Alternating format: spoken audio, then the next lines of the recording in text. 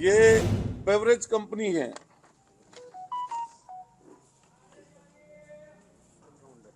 ये यमुना ब्रेवरेज पोंटा साहिब में शराब की फैक्ट्री। शराब, मीट, मछली, बीफ, भैंस कटान, बकरी कटान की परमिशन, ऊंट कटने की परमिशन। अच्छे हिंदूवादी हो तुम भाई, बहुत तकड़े हिंदूवादी हो। मोइन कुरैशी अब तो चला गया बेचारा, लेकिन सबसे बड़ा बीफ एक्सपोर्टर, उसकी कंपनी में डायरेक्टर, उसके साथ इकट्ठे मिलकर बीफ फैक्ट्री चलाएंगे और यहां पर आकर लोगों को गुमराह करेंगे, हिंदू और मुसलमान के नाम पर बेवकूफ बनाएंगे जनता को। मैं सरकार से मांग करता हूं कि सरकार तुरंत के तुरंत जांच करे इस चीज के ऊपर। ऐसे लोगों के ऊपर जांच होनी चाहिए सरकार की तरफ से, और जांच ऐसी होनी चाहिए जिसमें दूध का दूध, पानी का पानी हो जाए। ये इसलिए जरूरी है, इसलिए जरूरी नहीं है कि राजनीति में कौन बड़ा होगा कौन छोटा। ये इसलिए जरूरी है कि इंसानियत जिंदा रहे। ये इसलिए जरूरी है कि यहाँ जो हमारी गंगा जमुनी तहजीब है वो कहीं ना कहीं यहाँ पर जिंदा रहे। और हम तो सीधा कहते हैं कि कोई गलत करे, कोई गलत काम करे, किसी तरह का गलत करे, उसके खिलाफ जो आपको कार्रवाई करनी है आप कार्रवाई करिए। हम कभी उससे पीछे नहीं है। अगर कोई हमारा हिंदू भाई या कोई मुस्लिम भाई, अगर कोई किसी तरह की गलत चीज में, हिंदू मुसलमान कोई अगर शामिल है, उसके खिलाफ सरकार जो काम करती है हम उसके खिलाफ कभी नहीं जाएंगे। लेकिन ऐसे बेरूपिया और कम से कम ऐसे लोग जो सिर्फ और सिर्फ झूठ के ऊपर टिके हुए हैं, जिनकी पूरी सियासत कभी बसपा, कभी सपा, कभी भाजपा, कभी लोकदल के लिए अपशब्द बोलना, कभी किसी दल पार्टी के लिए कुछ बोलना, कभी किसी नेता को डेढ़ जिले की पार्टी, किसी पार्टी को बता देना, ये इनकी चीजें हैं। इनकी कम से कम लोगों को पता चले। यही यमुना ब्रेवरेज, मैं अभी कुछ दिन बाद और खोलूंगा चीजें। इसको इन्होंने 2017 में किसी एक व्यापारी को, किसी ने व्यापारी बेचने के लिए निकाला अपनी शराब फैक्ट्री को, पोंटा चड्डा जो पोंटा साहिब में थी, बेचने के लिए निकाला तो किसी से मोटी रकम करोड़ों में ले ली, और लेने के बाद में उसको एग्रीमेंट कर दिया। जब वो उसको लेने के लिए उसकी रजिस्ट्री या कुछ कंपनी को मालिकाना हक लेना था तो उसके ऊपर फर्जी मुकदमा करा दिया और उसकी रजिस्ट्री किसी और को करा दी और एग्रीमेंट वाले को भगा दिया मुकदमा लगाकर। वो भी आएगा मौका, वो भी हमारे संपर्क में है। और मैं आपके चैनल के माध्यम से कहना चाहता हूं कि जो भी इस तरह के लोग हों, जो इनके सताए हुए हों, जिनकी जमीनों पर उल्टा सीधा दबाव डालकर इन्होंने कब्जे कराए, जिनके साथ ये शामिल हों, हम लोग उनके लिए तत्काल बैठे हैं। हमें उसकी सूचना दें, हम जरूर उस मुद्दों को जनता के सामने जरूर रखेंगे। अब आइए इसके आगे की तरफ। 2013 में जब ये 12 में विधायक बने, पहला हमला होता है इनके ऊपर। 2012 में सरकार बनी, शायद 12 के लास्ट में या 13 में, उसमें मुझे कंफ्यूजन है, लेकिन किसी साल में ये अपने ईश्वर करे हम और वो और भी लोग सही सलामत रहें। ईश्वर 100 साल सबको जिलाए और लड़ाई सही सलामत की सही की है। हम भी सही रहें, वो भी सही रहें, जनता के लिए काम करें, वो भी करें, हम पे जो हो सकता हम भी करें, लेकिन झूठ फरेब तो नहीं चलेगा।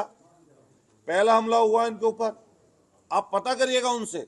जब आपको हाई कोर्ट से सुरक्षा मिली तो क्या कहकर इन्होंने सुरक्षा ली? इन्होंने सुरक्षा ली कि मैं गौ रक्षक हूं और मैं गौ रक्षा करते हुए, कुछ लोग ऐसे हैं जो मुझसे नफरत करते हैं, मेरी हत्या करना चाहते हैं। हाई कोर्ट में इन्होंने ये एफिडेविट लगाया और इनको हाई कोर्ट से वाइस श्रेणी की सुरक्षा मिल गई। आज तक वो केस लंबित है। मैं इनसे कहना चाहता हूं आपके माध्यम से, आपको बताएं कि जो वो सुरक्षा जिस समय हाईकोर्ट से मिली थी, जो आपके ऊपर गोली चली थी पहले नंबर पर, उसमें आज तक उस केस में क्या हुआ, उसके लिए श्वेत पत्र जारी करके जरूर बताएं इस चीज को कि भाई आप बताओ ये चीज कि जो पहले आपके ऊपर जो वाइस श्रेणी सुरक्षा जिसकी वजह से मिली थी, उस केस में क्या हुआ, बता नहीं पाएंगे। और फिर सोचो, जैसे ही 17 की सरकार बनी, जो बीच में धमकी आई, कैसे आई जांच कर ले सरकार, दूध का दूध पानी का पानी कर दे। लेकिन आप तो सब मेरठ के रहने वाले हैं। कैंट जगह कैसी है? कैंट है अति सुरक्षित क्षेत्र, जो मिलिट्री का एरिया है, उसी जगह पर इनकी कोठी है। सोचो, प्रचंड बहुमत की भारतीय जनता पार्टी की सरकार, प्रचंड बहुमत की, उसमें ये सत्ताधारी, उसी सत्ताधारी पार्टी के विधायक, और विधायक कैसे, मैं इसलिए कह रहा हूं आपको, लोगों को पता चलनी चाहिए बात। और मैं आपसे कह रहा हूं कि जो आप ये सच्चाई जरूर दिखाइए और बताइए। प्रचंड बहुमत की सरकार, सत्ताधारी पार्टी के विधायक, और कैंट का अति सुरक्षित एरिया, एक सत्ताधारी पार्टी के विधायक पर, जिस पर Z+ की सुरक्षा सीआरपीएफ की, उस समय Z+ की सुरक्षा सीआरपीएफ की केंद्र की थी।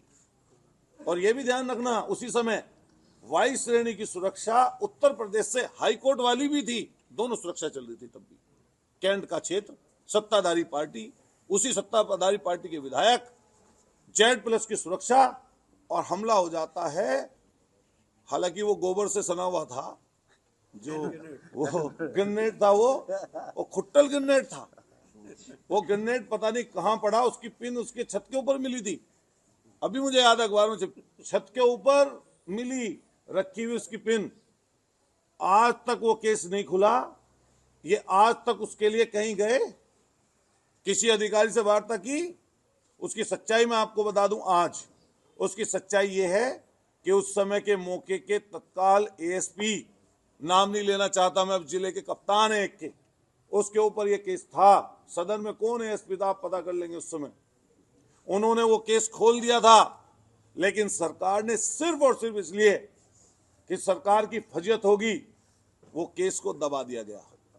मैं कहना चाहता हूं आप सब लोगों से कि उस केस का क्या हुआ कि एक विधायक के ऊपर ग्रेनेड से हमला हो, जिसके ऊपर Z+ की सुरक्षा है। बताइए कितना बड़ा प्रश्न चिन्ह सरकार के ऊपर उठता है। गोलियां चली, खुलासा नहीं हुआ। खुलासा नहीं हुआ। हम चाहते हैं कि खुलासा होना चाहिए उसका। अब जैसे ही बांग्लादेश की और ये शाहरुख खान वाली बात आई, इसके पीछे से फिर एक धमकी आई। धमकी आई है बांग्लादेश से व्हाट्सएप के नंबर पर, इनके पीए पर। सुनिश्चित करे सरकार कि किसी जनप्रतिनिधि के साथ कोई अनहोनी ना हो, उसकी सुरक्षा पुख्ता की जाए। हम मांग करते हैं आपके माध्यम से, उनकी सुरक्षा से कोई खिलवाड़ नहीं होना चाहिए। ये बात तो सही है, उनकी या किसी भी जनप्रतिनिधि की, आम आदमी की भी सुरक्षा करने का इंतजाम सरकार का है। लेकिन जब बांग्लादेश से धमकी आ गई, किसी ने बताया, एक अधिकारी ने, नाम नहीं लेना चाहते हम, एक अधिकारी ने हमसे बताया, जानकारी दी, इसी सरकार के अधिकारी ने, नाम ले देंगे तो बेचारे का नुकसान हो जाएगा। उसने बताया कि अब रिव्यू होने वाला था सुरक्षा का, और रिव्यू में सुरक्षा शायद चली जाती। तो ऐसे मौके पर जो बांग्लादेश से धमकी आई है, जिस भी व्यक्ति ने धमकी दी है, कम से कम ये जरूर खुलासा होना चाहिए। अच्छा, आप ही तो सब पत्रकार साथी बैठे हैं। अभी एक भारतीय जनता पार्टी के नेता थे, उनके ऊपर धमकी आई, धमकी ऐसी निकली, खुद ही दिलवा ली थी अपने आप को। पता है, नाम नहीं लेंगे मैं, क्योंकि वो हमारे नाराज हो जाएंगे, कहेंगे भाई नाम बोल दिया प्रेस कॉन्फ्रेंस में। अभी ये आपके कंकरखेड़े थाने में क्या हुआ था, कहीं आई थी व्हाट्सएप से किसी को धमकी, खुल तो गया था केस, सबको पता है, तो खुल जाए केस। और जो इसमें दोषी हो, अगर मान लिया धमकी सही है, तो सुरक्षा आपके पास है ही।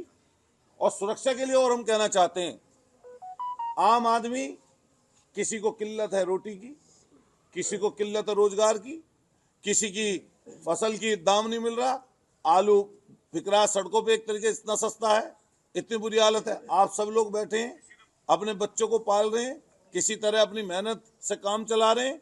एक आदमी के ऊपर 11 साल में, सोचो आप, 11 साल में 66 करोड़ रुपया, 132 महीने सुरक्षा रही है इनके पास, लगभग 66 करोड़ रुपया सिर्फ इनकी सुरक्षा पे खर्च कर दिया सरकार ने। तब भी खतरा है। मुझे पता चला अभी कि आज इस समय मौके पर भी दो सुरक्षाएं हैं। केंद्र ने Z+ काटी तो यूपी से Z मिल गई, वाई केंद्र की है। आज ही जाइए, अगर मेरी बात गलत हो तो वाई श्रेणी की सुरक्षा CRPF की उनके साथ केंद्र की है इस समय मौके पे। और दूसरा नंबर जो उत्तर प्रदेश से सुरक्षा है वो है Z की। उत्तर प्रदेश में 10 लोगों के पास Z श्रेणी की सुरक्षा है कुल, और Z+ की जो सुरक्षा है उसमें माननीय मुख्यमंत्री जी, माननीय अखिलेश यादव जी, माननीय राजनाथ सिंह जी, विनय कटियार जी, ब्रिजेश नहीं आपके केशव प्रसाद मौर्य जी, दिनेश आपके जो पूर्व दिनेश शर्मा जी, और इनको लगा के 12 लोगों के पास सुरक्षा है Z+ की। और इनके बाद Z की उत्तर प्रदेश सुरक्षा है वो मात्र 10 लोगों के पास है। इस उत्तर प्रदेश की आबादी है 25 करोड़। रोजाना लोग जिनकी लोगों की हत्याएं हो जाती हैं वो एक एक गनर के लिए मारे मारे घूमते रहते हैं कि हमारी हत्या हो जाएगी, और बदमाश चेतावनी देकर, धमकी देकर उनकी हत्याएं कर देते हैं। उनको एक गनर नहीं मिल पाता। उसकी सुरक्षा की जिम्मेदारी सरकार की है। लेकिन ये वहां से पता है कितने कितने कांस्टेबल और दरोगा हैं? 37, 37, 3 दरोगा, 34 सिपाही, गारद घर की अलग, सरदने की गारद अलग, मेरठ की गारद अलग, कौशाम्बी की गारद अलग, 2 पुलिस की गाड़ियां सरकारी खर्चे पर पुलिस लाइन से सुबह तेल भरकर, जनता के पैसे की गाड़ी कमाई को लेकर इनको चलती हैं सुबह ही तेल भर के। और तेल अगर कहीं पर कम पड़ जाए घूमने में तो वहीं पर सरकारी पैसे से दोबारा खर्चे तेल भरा जाएगा, पर्ची बनकर सरकार उसका खर्च करेगी। 34 सिपाही और 4 दरोगा इनके साथ हैं। 2 सरकारी गाड़ियां तेल भर के बिल्कुल फर्स्ट क्लास, अगर खराब होगी तो दूसरी आ जाएगी।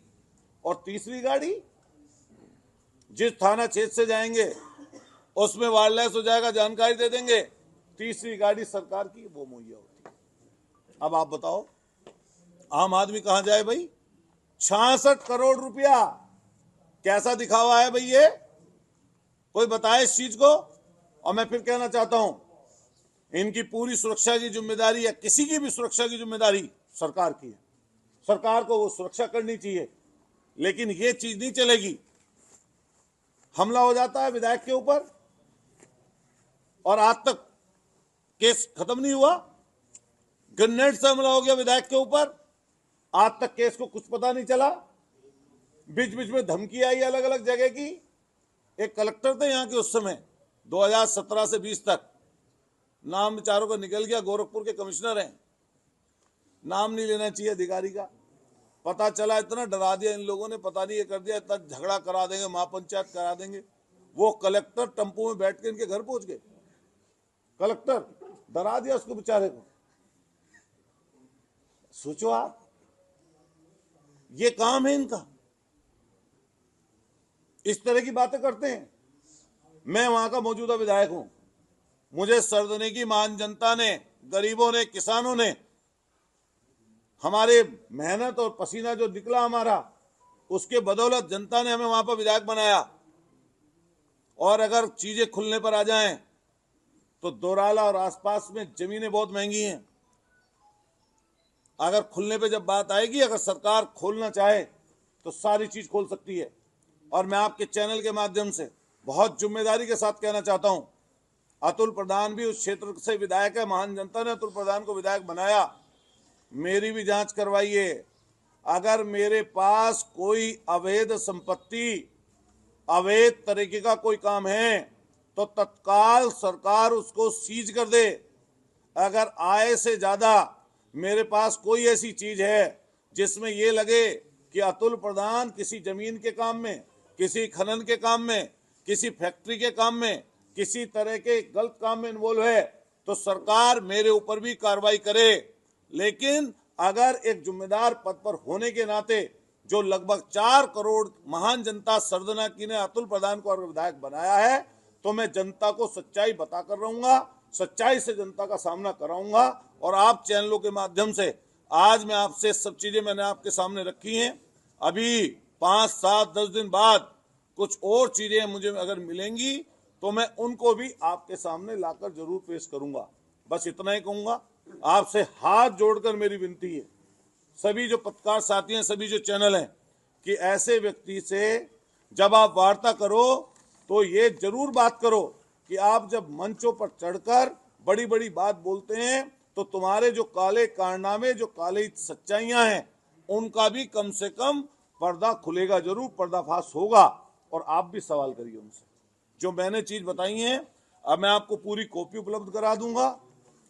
मैं आपको पूरी नहीं, बेटे के नाम की नहीं बोलेंगे, बेटे के नाम की कंपनी है, उसके बच्चे हैं, वो मान लिया कंपनी को चला